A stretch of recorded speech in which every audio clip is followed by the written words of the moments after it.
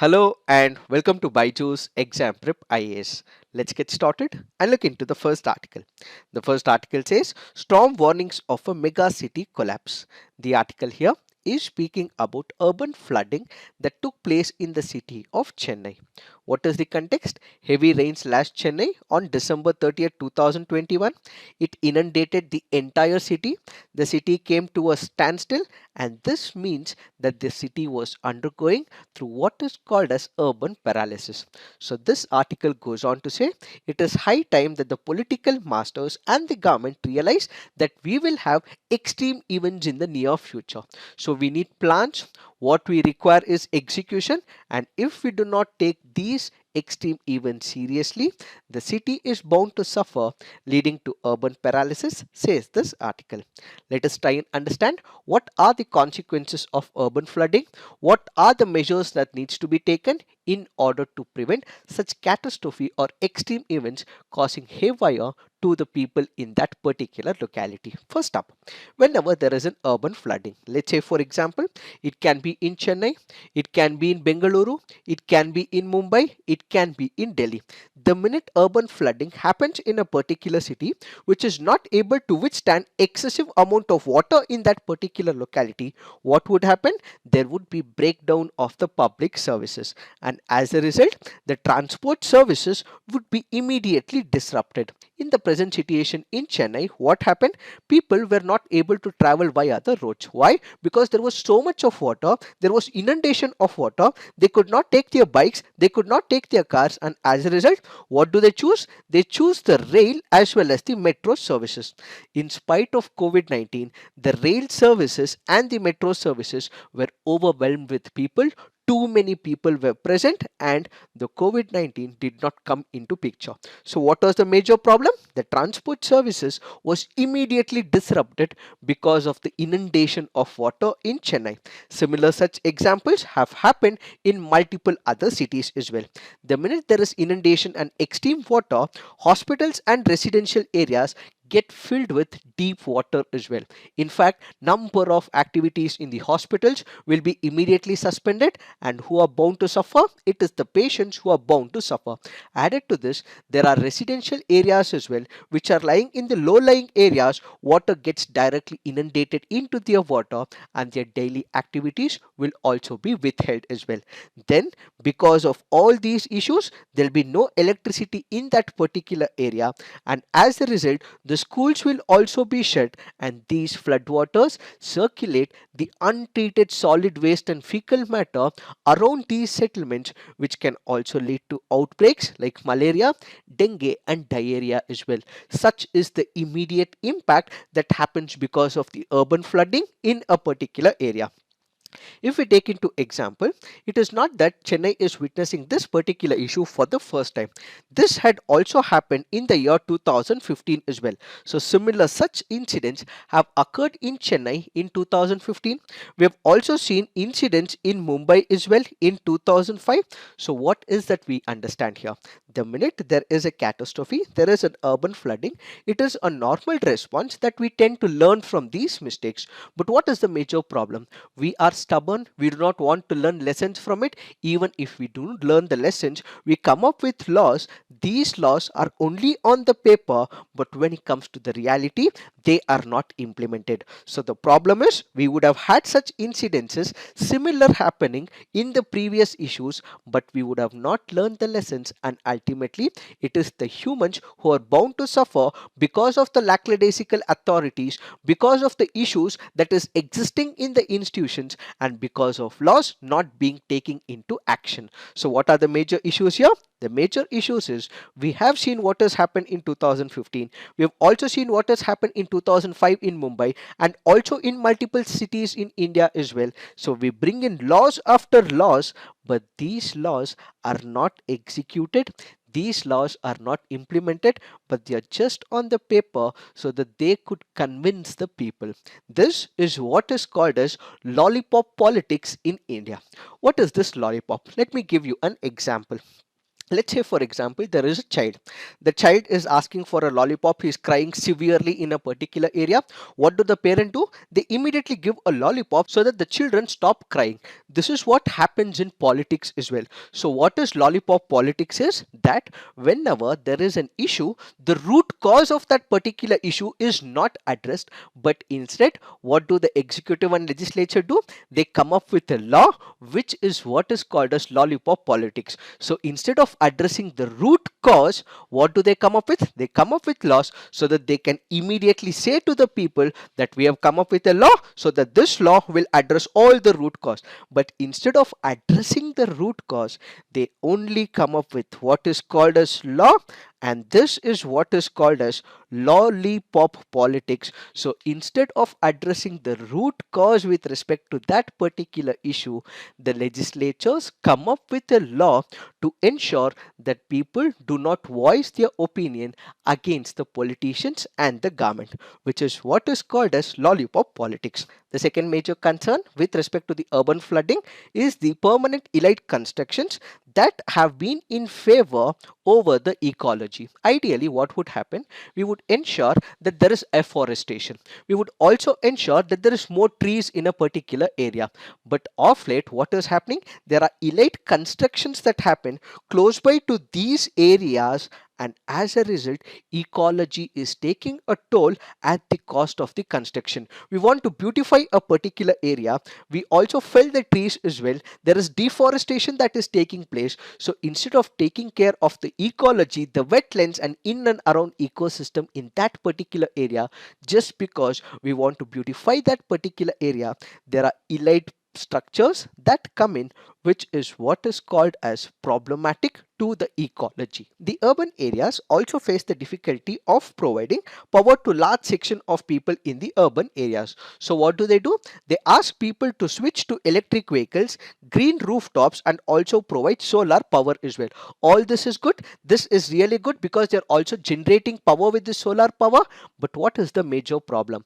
All of this is happening at those areas like the natural floodplains, near the river areas, near the mangroves, near the marshes and the gardens. So there is one case where you're destroying the green cover on one side and you're planning to come up with another project which itself may prevent it. But what is happening? There is destruction that is taking place, which is another major point of concern, says the author.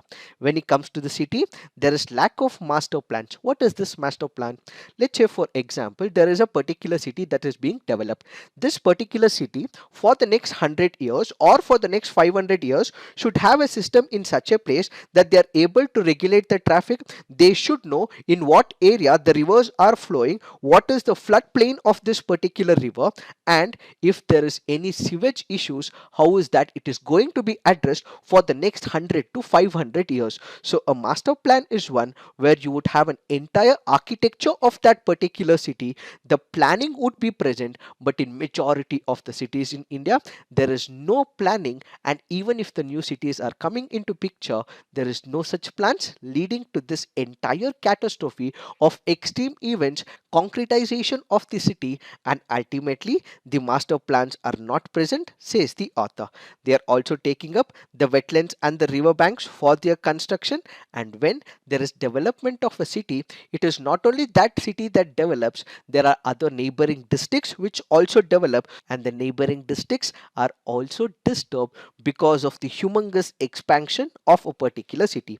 If Chennai develops, neighboring districts in and around Chennai will also be spoiled. They will also be inundated with water. Added to this, when such neighboring districts are also having a problem, the larger menace will start expanding to multiple other suburban areas, says this article.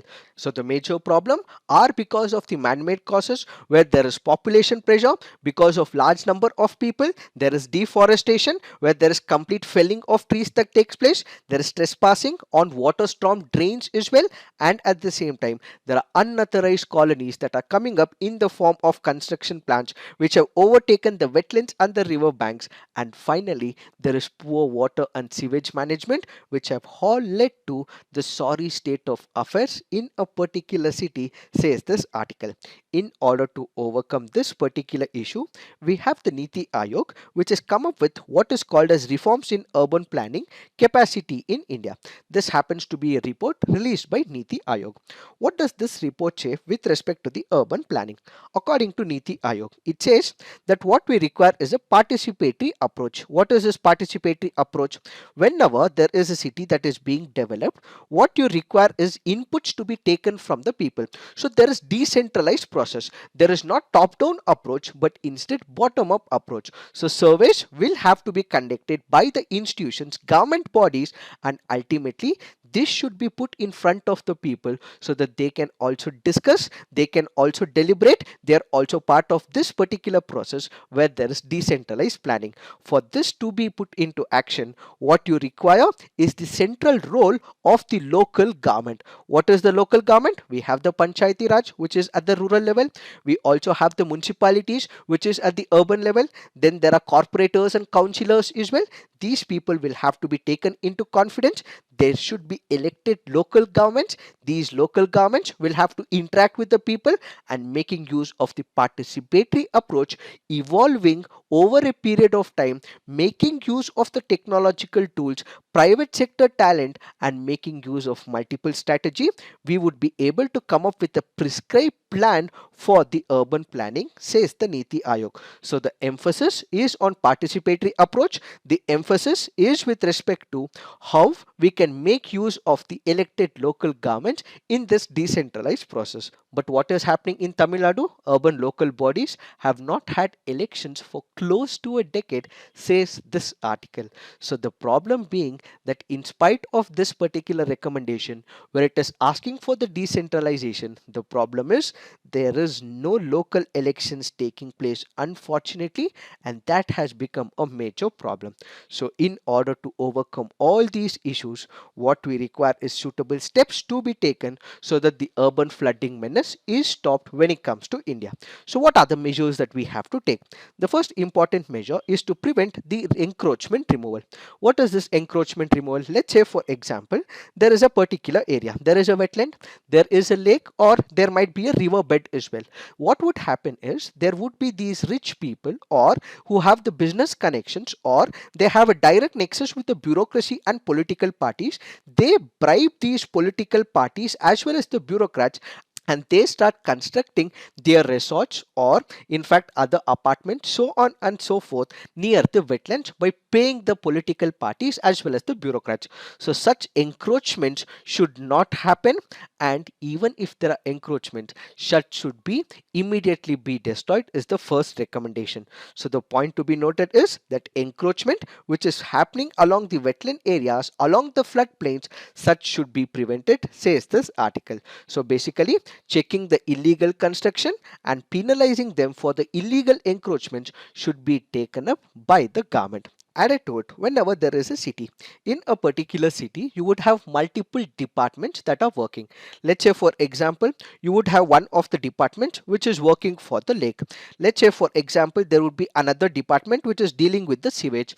Or let's say, for example, there is another department which is working for roads. Or let's say, for example, there is another department which is working for the underground drainage. So all these authorities are working in an independent manner.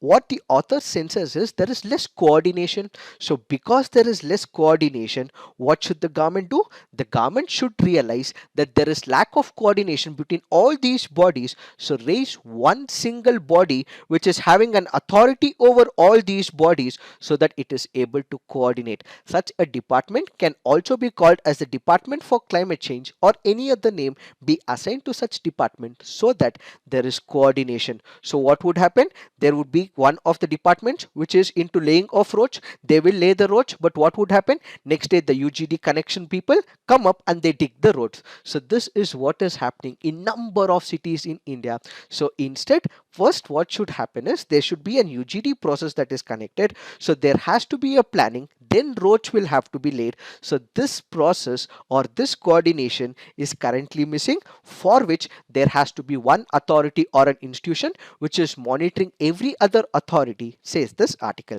The author further goes on to say, as of now, the municipal councils, their elections are not happening. There is lack of empowerment and failure to build capacity within these local authorities. So this is also leading to urban paralysis. So they need to be empowered as well, because these are the people who directly interact with the people.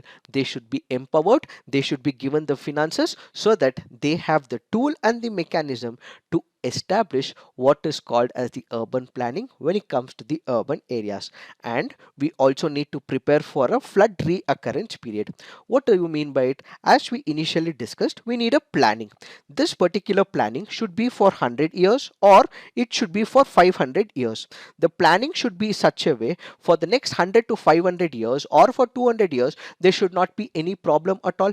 Even if the city is expanding, the number of people are getting added up, there is population explosion in that particular region, there should be a position where the city is able to manage on its own. So it is important that cities across India are having what is called as the flood reoccurrence period, where in case of a severe flood situation they would be in a position to manage that particular city. We also have to map the flood zones as well. Let's say for example, with the previously held field surveys, historical records, satellite imagery or infrastructure assessment, we should be in a position to identify which areas may get inundated. So the minute we identify these areas, we should take precautionary measures so that such areas are prevented from inundating. Water discharge tunnels will also have to be taken up as well. How? Let's say for example, in Kuala Lumpur or in Tokyo, they have built these extensive water discharge tunnels which divert and store the flood water. So the minute there is flood water, it is channelized in a particular direction and it will be stored in one of the areas. Such plans should also be taken up in major cities in India. And it is not just about laws, it is also about compliance as well. Laws should not only be on paper, but instead they should be executed as well. So state governments should be willing to commit to zero tolerance against non-compliance, and they should also penalize any violators as well. So going forward, the need of the hour is to identify the problems when it comes to the urban areas and take these measures and mitigation strategies so that the city does not see flooding, which is a recurring problem in a particular region. It is this that we have to understand in reference to this article. Now let's look into the next article. This article here is speaking about predatory pricing. Let us try and understand what is this concept all about. Let's say for example, there is one of the company. This company A has huge money. It also has deep pockets in itself. So what does it do? It enters into the market.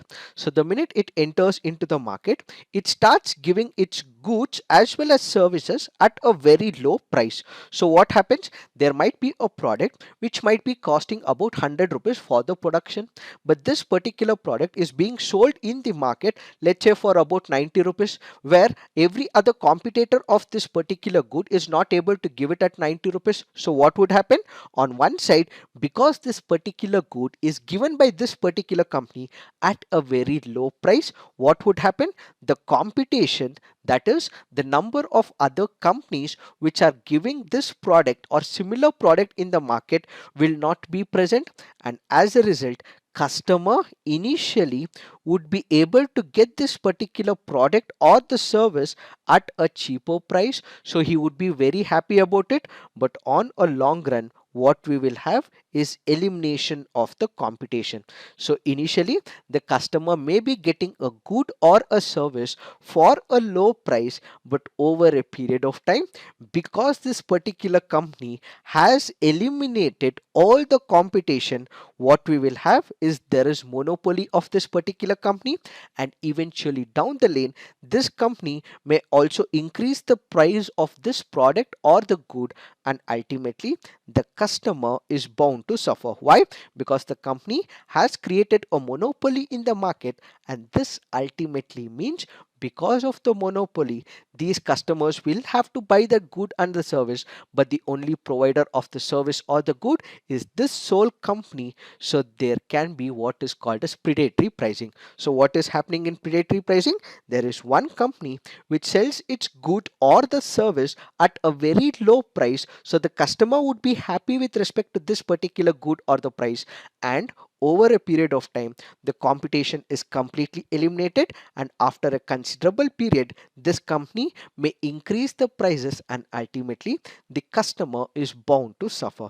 So this article here is speaking about such predatory practices that are happening in India with respect to the startups and with respect to the technological companies. Let us try and understand what is the author trying to convey. The author takes into picture one of the examples with respect to a startup, a technological startup. What is the author trying to convey? Let's say we have one example that we can take up. Let's say Colgate is one of the company. What does Colgate manufacture? Colgate as a company manufactures toothpaste. So what happens in the initial traditional setup? Colgate would have distributors. These distributors would collect Colgate, that is the paste, that is the distributors would collect from the Colgate, that is the industrial body, and ultimately these distributors will start selling this particular product to the mom and pop shops. So they go to the shops, they speak to the people, and ultimately from Colgate it goes to the distributors, from distributors it goes to the shop. So what is happening in this particular cases, there is a relationship that is established between the company to the distributor, from the distributor to the shop. Let's hypothetically consider that the cost of this particular paste is about 45 rupees. In this particular case, what is happening? The Colgate as a product might be charged at 35 rupees by the distributor. So this go to the distributor. So the distributor may sell this particular product to about 40 rupees to this particular shop, and this shop sells to the customer at MRP, which is at 45 rupees. So the shopkeeper here is getting about 5 rupees as the profit, and the distributor is also getting about 5 rupees as the profit. This is the traditional setup. But what is happening in the present situation? You have Colgate, which is directly integrated with a startup which happens to be a technological startup, and this technological startup directly interacts with the shop. So there is elimination of the distributor, and instead of giving at 40 rupees, this particular shop also gives this toothpaste at 35 rupees. So he directly procures the same from the Colgate industrial body and then immediately sells it to this particular shop at a cheaper price. So everything looks good, and at the same time the shopkeeper is also making a lot of profit as well. In fact, he can also give it at 42 rupees, or in fact at 40 rupees as well. So that is how it works. Initially the customer would be able to face the benefits of this particular proposal, but what is happening over a period of time, number of families, the distribution families which were also making a living, such people are eliminated. Why?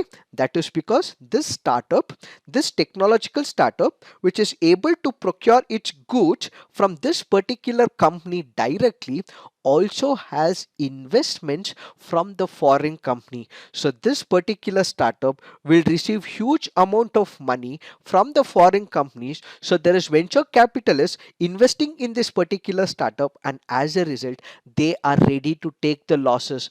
Ideally they would be suffering a lot of losses, but what are they looking at? They are looking at eliminating the competition. So they are eliminating the distributors in this particular network, and over a period of time they will suffer huge losses for about 5 years and 7 years, and once this entire distribution network is completely destroyed, then they will start charging the prices in an indirect way, increasing their prices, and ultimately what would happen? They will start generating the profits. So there is predatory pricing that is happening, which means they would have ideally should have given it at a particular price, but instead they take the losses so that the customer and that particular person is immediately satisfied, but in the long run they are bound to suffer, says this article. So the entire distribution network network, the people who have been running this distribution network are the people who will be the major sufferers. Now the question is, how is that this technological startup is able to withstand the losses? That is because they have huge money that is being pumped up by the foreign companies. Let's say for example, we take the example of Amazon, or let's take the example of Flipkart. Flipkart also has a share from the Walmart as well. So what is happening? Amazon is an American based company, Walmart is an American based company, and you also have these small shops as well which also sell mobile phones. They also sell clothes as well. So when you have huge discounts being given by Amazon or Flipkart, will you be taking your clothes from these shops that you have close by? No. Instead, you would opt for Flipkart, you would opt for Amazon, which means they are destroying the competition, and eventually over the line what would happen? They would have monopoly status, and ultimately they may charge exorbitant prices as well. So the article here goes on to say that because of such practices by these companies where they get huge investments, they initially destroy the competition, and over a period of time they may increase the product, and ultimately what we will see is an increase in the cost of the product, and in the long run the customers are also bound to suffer, says this article. In this particular backdrop, we have to understand what are the laws in India regulating predatory pricing. When it comes to India, we have the Competition Act of 2002. It lays down the ground rules on what constitutes predatory pricing in India. We also have the Competition Commission of India. Anyone who feels that there is predatory pricing can complain to the Competition Commission of India, which has the mandate not only to promote and sustain the trade but can also check practices which are adversely impacting competition in the market across different sectors in the country. So basically, we have the Competition Act of 2002. We have an institution called as the Competition Commission of India. It is what keeps a check on the competition, promotes and sustains competition, protects the interests of the consumers, and ensures freedom of trade in the markets of India. So in spite of the laws, in spite of the institutions, there are loopholes in the system which is being explored by number of companies, and as a result, going forward, we need to have laws. The Competition Commission of India needs to regulate every sector properly, and if there is loss when it comes to the competition, the same will have to be reported to the Competition Commission of India to prevent predatory pricing, says this article. So basically, law needs to be expanded so that these distributors or local shops do not suffer at the cost of these technological startups, is what is this article all about. Now let's look into the next article. This article says taxing cryptocurrency transactions. We have the government of India which is planning to come up with a bill to regulate the cryptocurrency. We do not know what this bill is all about. We do not know what will be the provisions of this particular legislation, but the government is planning to come up with a introduction of a bill to regulate the cryptocurrencies. As of now, if you look into the facts, there are about 10 crore Indians who already have made investments exceeding a total of $10 million when it comes to the cryptocurrency. So this article goes on to say that since we already have people who have invested their money into the cryptocurrency, how is that we can regulate the cryptocurrency market in India, is what is this article all about. Most of us might have invested in the stock market. You might also have, whenever there is a market that opens, you might have a particular share that you would buy. What happens? Let's say for example, you have bought one of the share of Reliance. Let's say for example, you've bought the share of Reliance. So what would happen? There are two types of taxes that the government of India introduces. One is what is called as the short-term capital gains tax.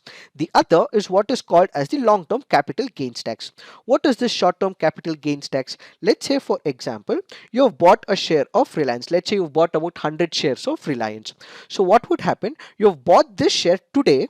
You might sell it tomorrow, or within a span of 3 months or within 1 year. If you're selling these shares within a span of 1 year, that is what is called as short-term capital gains. So you would have made some gains. Let's say for example, you have bought Reliance share at a value of 2500. You have sold this particular share at about 3500 is your profit. So this profit of 500 will be taxed at 15%, which is called as the short-term capital gains tax. And similarly, you have what is called as the long-term capital gains tax. Let's say the same Reliance share that you have, you sell it after a period of 1 year. In such a case, you would be taxed at 10%. But there is also an exemption. The first 1 lakh profit that you derive from the long-term capital gains tax in the share market will not be taxed. Anything in excess of 1 lakh will be taxed at 10%. This is how it works in stock market. So the author in this particular case goes on to say that if you are speaking about the cryptocurrency, the transfer of a capital asset can be taxed also as capital gains. So we have capital gains tax which is present in the share market. You have the short-term capital gains tax. You also have the long-term capital gains tax. So similarly, such a proposition can also be brought when it comes to the cryptocurrency, says the author. That's the first recommendation. The second recommendation the author speaks about is that if there is a particular cryptocurrency, it can also be taxed as the business income. Third is that it can also be taxed as the other sources of income as well. So the author goes on to say that we can make use of these three heads so that if there is cryptocurrency which is brought and it is sold, such measures can be taken up so that it is taxed as per the regulations as given by one of these three provisions. But the author also says that there are various problems when it comes to the interpretation of the cryptocurrency. What are the various problems? Let's say for example, as I told you, the short-term capital gains tax may be charged at about 15%. The long-term may be charged at about 10%. So what does it mean? It means that if you're having 100 rupees as the profit, 85 would be given to you and 15 would be the short-term capital gains tax. If it comes to the long-term capital gains tax, out of 100 rupees as the profit, let's say for example, leaving the exemption also aside, let's say 10% is what you're charged with, 90 rupees is what is your profit, and 10% would be in the form of taxes. So in that particular case, what is the tax rate that you will be imposing on the cryptocurrency? Let's say you're buying cryptocurrency, let's say a Bitcoin or an Ethereum, or let's say for example an engine coin. In that case, what is the tax rate that you would be imposing? Another major problem is with respect to loss and carry forward. What is this loss and carry forward concept? Let's say for example, you have a Tata Motor share. This Tata Motor share, let's say you have bought it for 100 rupees, but then you need money immediately. So what do? You sell it, let's say for about 50 rupees. So you incur a loss of about 50 rupees. So what do? You also show it in your statement as well. So if you have this 50 rupees profit, the same can be carried forward next year as well. So in case you are making 50 rupees as the profit in the next year, you already have 50 in the loss in the previous year. So this can be neutralized. You don't have to pay the tax for the next year. Why? Because even if you have earned the profit, you have already suffered the loss. So this will be neutralizing. So in this particular case, what will be the tax rate? Will it be 15%? Will it be 10%? Will it be 25%? The government has to decide on it. And what is it about the loss and the carry forward? What should be the regulations that should be present? All of this will have to be discussed by the government, says the author. Added to this, when it comes to the stock market, there is no issue. The company is releasing the shares. But when it comes to the cryptocurrency, we have what is called a self-generated cryptocurrency. What would happen? There might be two ways of buying or getting a cryptocurrency. One is by a process called as mining. The other is by a process of buying. What do you mean by mining? Let's say for example, I am a person who knows how to decode a particular algorithm. I have these huge servers in my house. I have these huge computers. I have these huge electricity supply as well. So what I do, I try to decode this algorithm. So I'm mining the cryptocurrency. and after mining this cryptocurrency, I also release it in the open forum where people would be able to buy this cryptocurrency as well. So when you're taxing the cryptocurrency, what would be the rate if it is mined? What will be the rate if people are buying? That is another dilemma. So people may mine cryptocurrency. What will be the tax rate for mining?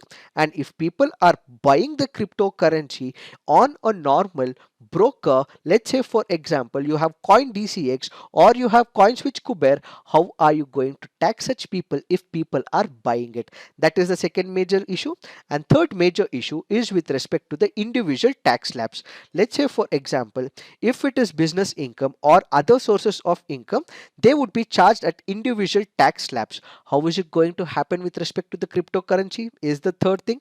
And fourth is with respect to payment for rendering goods or services. Let's say for example, we have Elon Musk. He is known for actually pushing a particular cryptocurrency, Dogecoin, which was somewhere around 1 or 2 rupees, suddenly increased to about 43 rupees. Thanks to a single tweet by Elon Musk. He tomorrow says that if people are ready to pay and buy Tesla cars by giving cryptocurrency, that means the payment for rendering goods and services is happening. So they're paying cryptocurrency to receive a good or a particular service. In that case, how is that it is going to be taxed? Since there is a transaction that is happening, cryptocurrency is being given to a particular company or to an individual.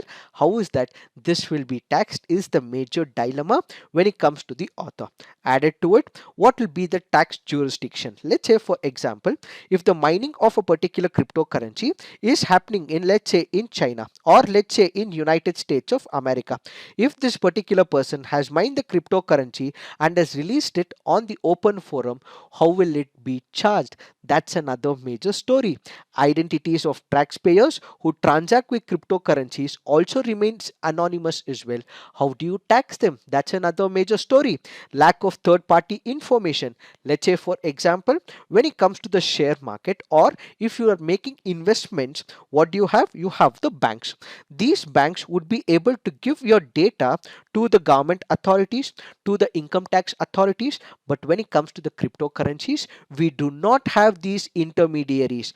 That is where the major problem is. Yes, you also have the banking transactions. Yes, you also have transactions that you make, but still there is a lot of ambiguity when it comes to these transactions that also needs to be addressed as well. Then you also have intermediaries who are regulated and follow know your customer, but in spite of it, there will be issues in the picture as there will be physical cash or other goods and services that may be given for the cryptocurrency. So how will you regulate? These are the major challenges when it comes to cryptocurrency, says the author. In order to overcome all these issues, what does the author suggest? He says the income tax laws pertaining to the crypto transactions need to be made very clear. It has to make a definition of what cryptocurrency is. It has to define the laws as well. It has to define what these cryptocurrencies are, which are these cryptocurrencies are, and there should be no ambiguity. So the income tax laws should be very clear, says the author. Further, the author says there should be a mandatory disclosure requirement in the tax returns. Let's say for example, you're making a transaction on the coin DCX or on Kuber or any other platform. In such a case, the intermediary here happens to be coin DCX or any other platform. They have to report the same to the government of India, and at the same time, you as a person should also file tax rates as prescribed by the government. If you are violating, there should be penalty imposition as well. Such deterrent effect should also happen, says the author. Then international legal framework for exchange of information should also take up. Let's say for example, India has entered into number of treaty agreements with multiple countries, or you also have the OECD as well, or you also enter into a particular agreement with multiple countries so that there is exchange of information with respect to the cryptocurrencies. If such information is exchanged, we would also be able to regulate international market, says the author. And at the same time, the government should also impart training to its officers in the blockchain technology. How does this work? We already have the United Nations Office on Drug and Crimes, Cybercrime and Anti-Money Laundering section, where it has ensured that it has developed a unique cryptocurrency training module. This module should be taken up, the same should be taught to the income tax authorities. Added to it, tax authorities should also make use of the forensic software as well. Let's say, for example, electric forensic software as used in the United States of America, and you also have GraphSense as well. This is being used in European Union. Such softwares will also have to be used in India, where it generates high volume of crypto transactions at a time, and if there are any issues, red flags are also raised about the suspicious activities and the transactions. So what should we do? We should basically make use of such software and ensure that we are able to check and see if there are any issues when it comes to the cryptocurrency transaction. So what we have to understand is that cryptocurrencies are here to stay. They are here to stay. The government should regulate it by coming up with clear cut rules and regulations, is what is this article all about. Now let's look into the next article. This article says a lifeline animal frame. This article here is speaking about xenotransplantation. We did discuss about this article in our yesterday's CNA as well. You don't have to go through this article because in an elaborate way we've already discussed this article in our yesterday's CNA. Now let's look into the mains practice question.